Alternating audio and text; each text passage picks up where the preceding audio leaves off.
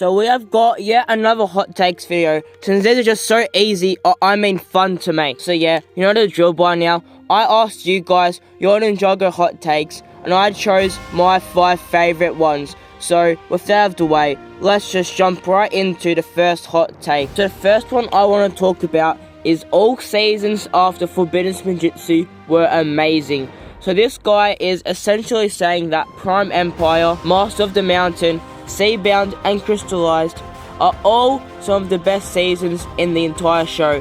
And well, I do like all of these seasons for the most part, but I wouldn't really call them all amazing, especially Prime Empire. And Crystallized, one of my favorite seasons, but obviously a lot of people aren't the biggest fan of it. Then with Master of the Mountain and Seabound, I would say that it is pretty fair to call them both amazing. Master of the Mountain is easily one of the most favorite seasons in the community, and then Seabound I think is pretty mixed, but I think most fans do really highly rate it. So no, it isn't really crazy to say that every season after Season 11 Forbidden Spinjitzu is amazing, because Crystallized is good for some people, and if you really like video games, then Prime Empire would be your dream Ninjago season, and Master of the Mountain or Seabound are both undeniably amazing Ninjago seasons. So sticking with hot takes regarding the seasons, we now have one saying Season 7 is one of the best seasons. No it isn't. I've even made a video about this season titled The Most Hated Ninjago Season.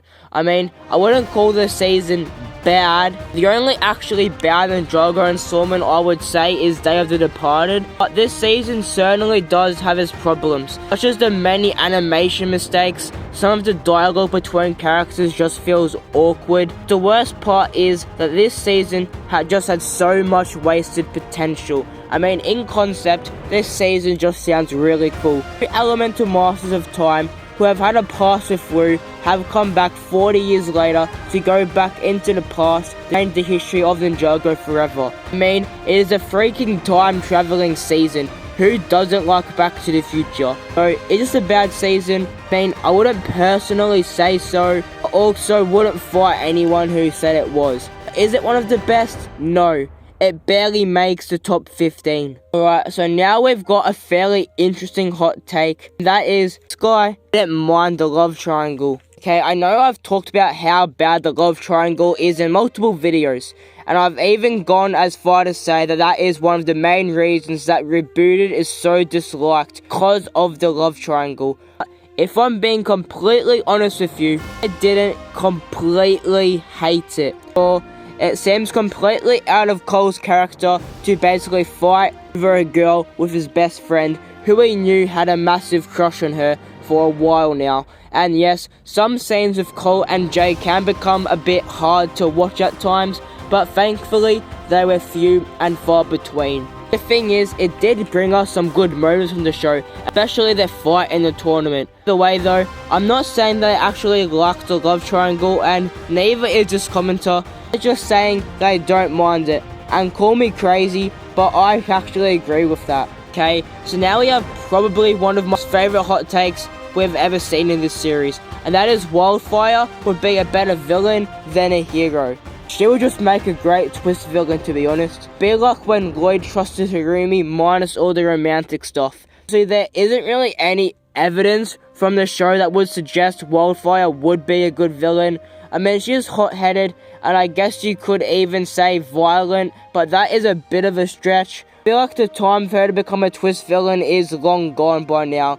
I feel like the perfect time for her to be a villain was probably when Kai got trapped in Neverspace, but I still wouldn't say that it would have worked out all too well. But I will say that it would be super interesting to see Wildfire become a villain. But as the commenter did say, that if it did happen, the fans would not be happy about it at all. Now, for the most controversial hot take of this video, that Wu is a terrible character. So, I don't personally agree with this statement, because I very much do like Wu as a character.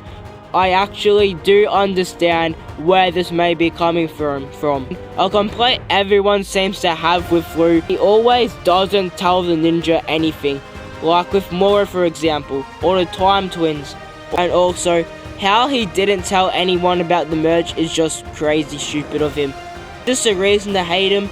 I wouldn't say so. I did ask him why he hated Wu, but unfortunately, I didn't get a reply back. This is a pretty interesting take, things considered.